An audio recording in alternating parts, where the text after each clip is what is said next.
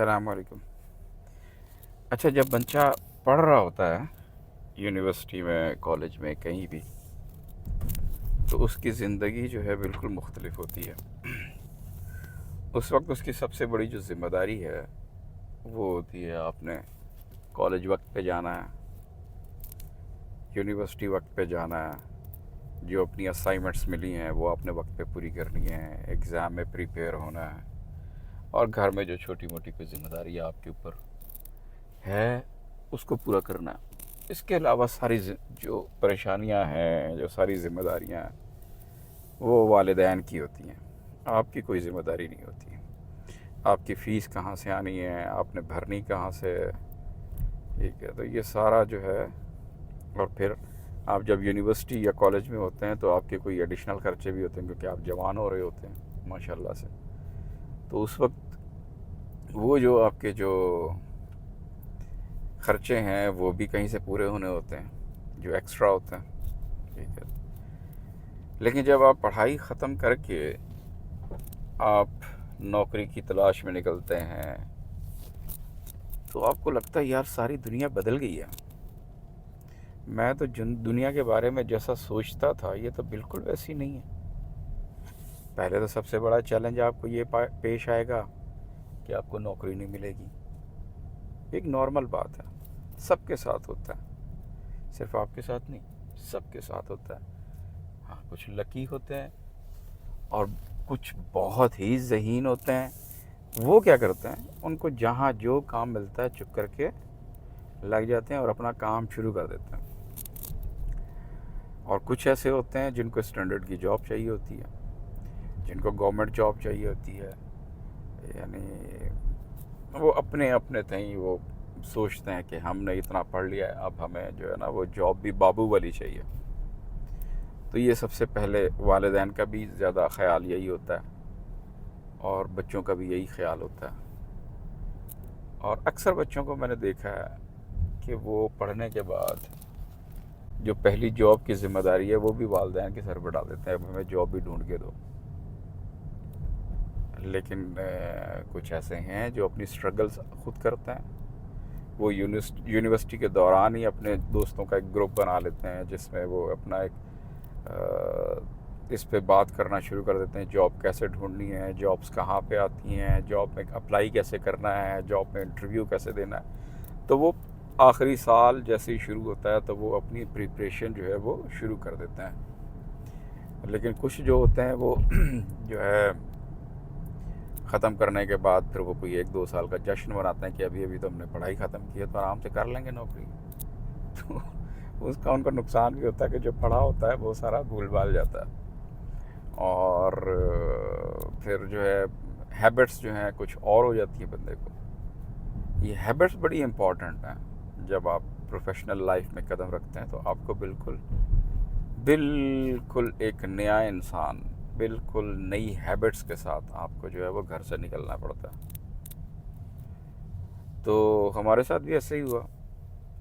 मेरी जो पहली जॉब थी वो 1998 में, मेरे ख्याल में अगस्त के महीने में, मुझे लाहौर में एक प्राइवेट मैन्युफैक्चरिंग कंपनी में जॉब मिली। तो पहले दिन मैं बड़ा तैयार होके और जहन में था कि यार एक ट्रेनी इंजीनियर मुझे हायर किया है तो बहरहाल इंजीनियर तो है ना।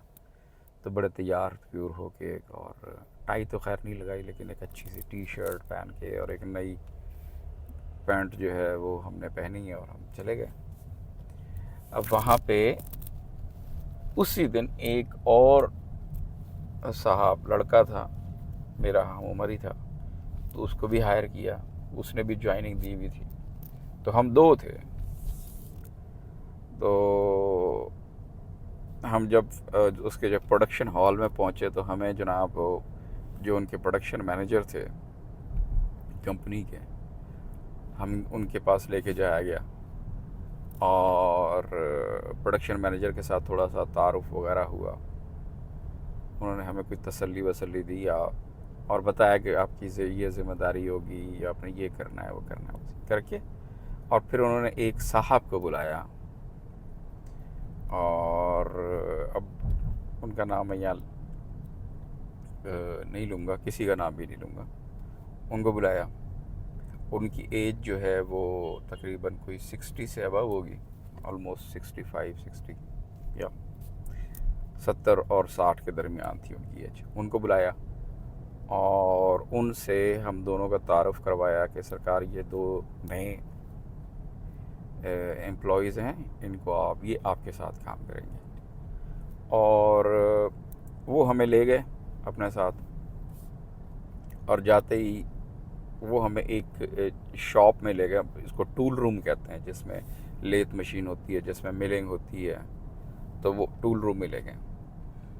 तो टूल रूम में जाके उन्होंने मुझे एक मशीन दिखाई, उसको कहते हैं जिग बोरिंग।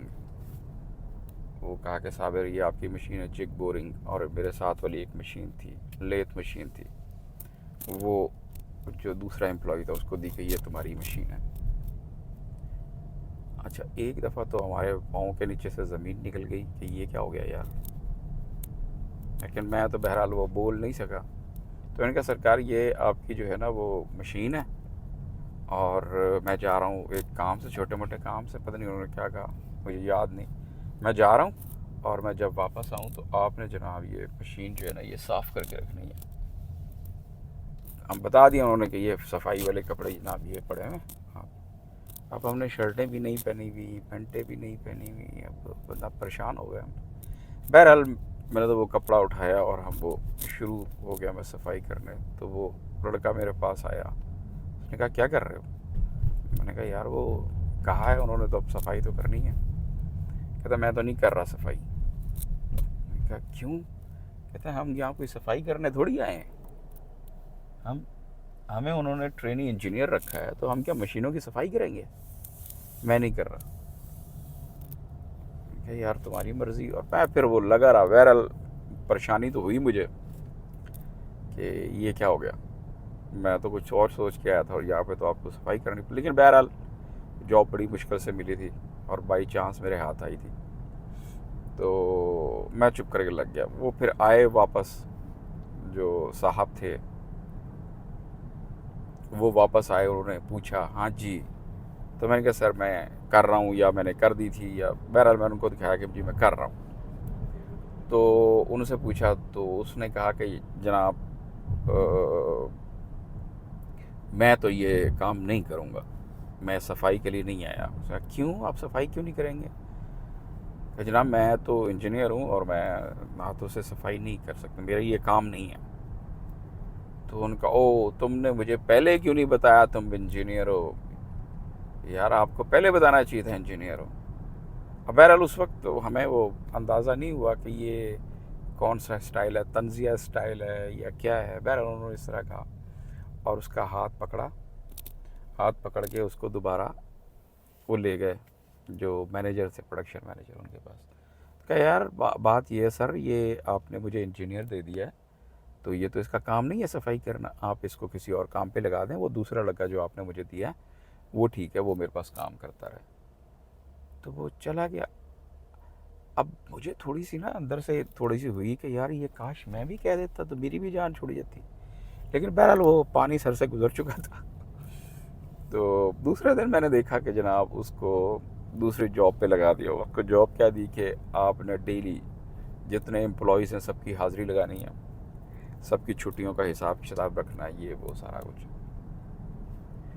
और आप जो कपड़े कल पहन कर आए थे वही पहन के आए। और मुझे जो सिखा, मतलब जिनके पास मैं काम करूँ, कहते कल से ही कपड़े मत पहन कर आना, कल कोई पुराने कपड़े लेकर आओ और बाद में तुम्हें जो है वो कंपनी जो है वो दे देगी वर्दी जो होती है वो ऑपरेटर्स की है जो भी है, वो जो है वो ले लेना और वो पहन के आया करो, वरना तुम्हारे कपड़े काले हो जाएंगे।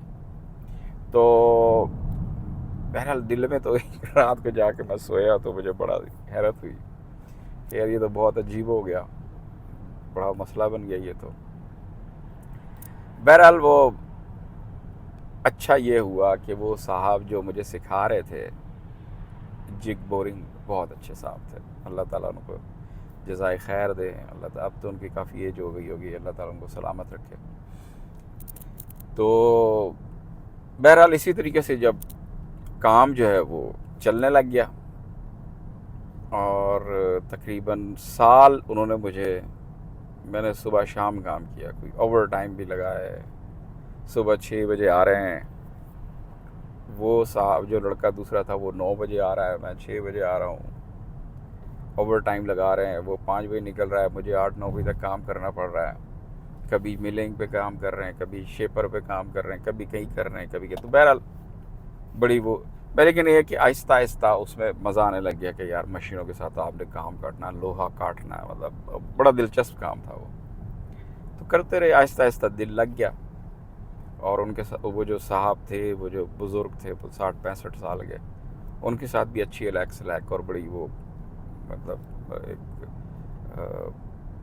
अच्छा ताल्लुक़ जो उनके साथ भी कायम हो गया। तो तकरीबन कोई साल डेढ़ गुज़रा होगा। तो एक दिन वो सुबह आए और उन्होंने मुझे बुलाया कि साबिर इधर आओ, ज़फ़र को बुला के लाओ। ओह सॉरी, नाम उसका कुछ मैंने ले लिया, लेकिन बुला के लाओ उसको।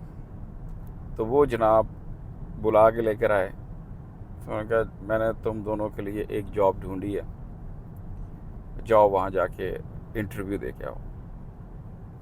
तो मैंने कहा जी मैं तो जॉब नहीं ढूंढ रहा हूँ, मुझे तो मज़ा आ रहा है काम करने का, अभी तो मैं सीख रहा हूँ।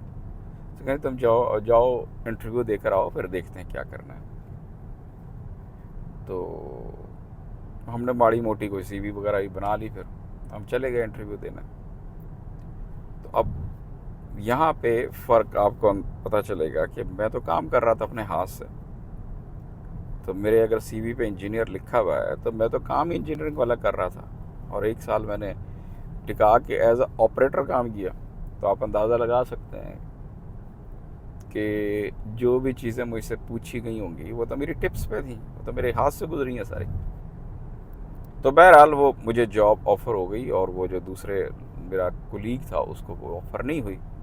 वापस आए हम, वापस आके हमने बताया उनको कि सर ये मुझे जॉब ऑफ़र हो गई। तो उन्होंने कहा बस ठीक है। मैं कहा जी मैंने जॉब छोड़नी नहीं है, मैं यहीं काम करता। नहीं बस तुम्हारा टाइम पूरा हो गया, यहाँ से आ जाओ मेरे साथ। वो मुझे पकड़ के, हाथ मेरा पकड़ के, वो जो प्रोडक्शन मैनेजर था उसके पास ले गया। कहता साबिर को जॉब ऑफ़र हो गई है, अगर आपने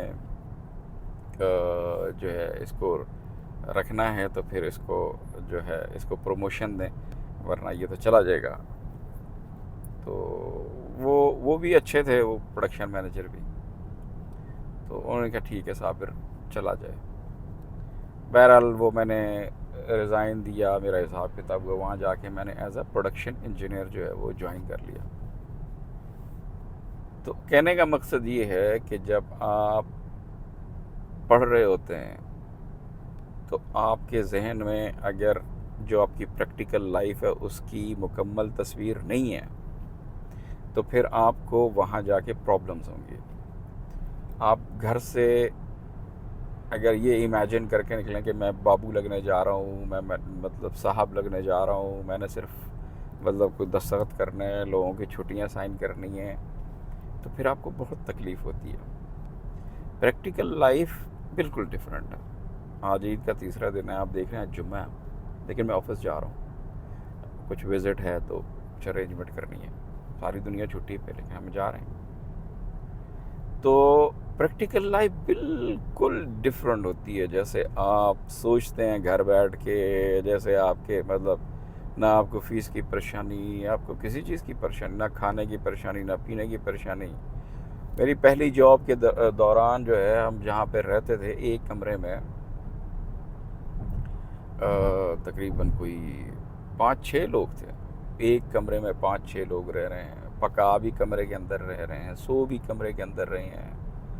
और मतलब वहाँ पे 2 वॉशरूम थे कमरे में, 4 कमरों के लिए सिर्फ 2 वॉशरूम।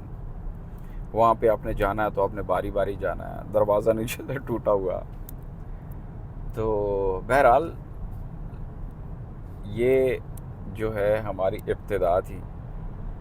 तो ये सारी कहानी आपको बताने का मकसद ये है कि प्रैक्टिकल लाइफ ऐसी नहीं है जैसी आप सोचते हैं। तो इसके लिए आपको प्रिपरेशन करनी पड़ेगी, आपको अपना माइंड सेट करना पड़ेगा, ठीक है। आपने अपनी कुछ कुछ हैबिट्स जो आपकी हैं उनसे आपको छुटकारा हासिल करना पड़ेगा। इसकी छोटी सी मिसाल ये दूँ आपको कि जब आप घर में होते हैं तो आपकी वालदा पका देती हैं, ना आपको कपड़े इस्त्री करने की आदत, ना आपको खाना पकाने की आदत, किसी चीज़ की आदत नहीं। लेकिन जब आपने जाना है जॉब करना है तो हो सकता है आपको खाना भी खुद खाना पकाना पड़े। नौकरी करके आएंगे आप, ड्यूटी करके आएंगे 9 से 5 या 6 से जो भी है, वापस आएंगे कमरे में पहुंचेंगे तो सबसे पहला काम आपने ये करना कि चलो जी अब खाना पकाओ। नहीं पकाएंगे तो फिर आपको बाहर से खाना पड़ेगा, बाहर से खाएंगे तो फिर आपका बजट टाइट हो जाएगा, ठीक है। तो फिर आपको प्रॉब्लम हो जाना शुरू हो जाएगी, आपकी सैलरी आएगी और वो पहले हफ्ते में ख़त्म हो जाएगी। फिर आप पूरा जो है 3 हफ्ते फिर वो मांगते फिरेंगे लोगों से। तो बहुत ज़्यादा भाई ये इंटरेस्टिंग है, अब इसको इतना ज़्यादा वो करने की ज़रूरत नहीं है, लेकिन आपको पता होना चाहिए कि प्रैक्टिकल लाइफ क्या होती है।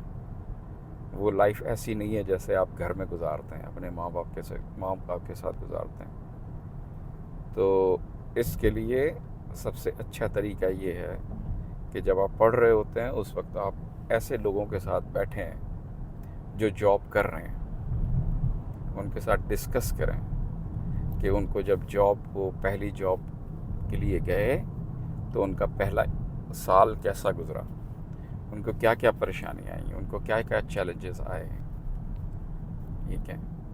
और चलें आज इतना ही, फिर जैसे जैसे आगे बढ़ेंगे हम आपसे बात करते रहेंगे। हाँ लेकिन सच्ची बात है अभी तक बात हमने सही शुरू नहीं की, थोड़ा सा रौनक लग जाए, थोड़ा से और लोग आ जाएं, फिर इंशाल्लाह आपके साथ बाकायदा गुफ्तगू हुआ करेगी किसी मौजू के ऊपर, और आप भी कुछ पूछ सकते हैं जो आप पूछना चाहते हैं, और फिर इसी तरह मिल के आगे बढ़ेंगे। लेकिन मेरा मेन पर्पज़ ये है कि जो यंग लोग हैं, जो अभी पढ़ रहे हैं, जिनका आखिरी साल है, वो अभी से ख़ुद को प्रिपेयर करना शुरू कर दें अपने आइंदा के लिए। बहुत शुक्रिया।